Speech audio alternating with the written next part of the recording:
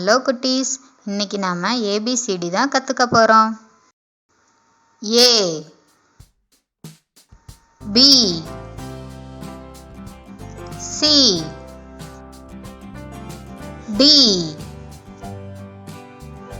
E, F, G,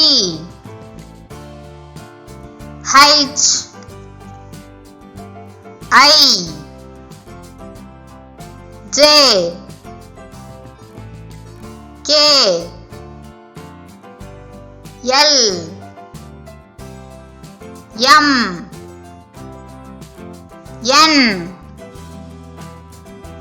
O, P, Q, R, S, T, U, V, W, X, Y,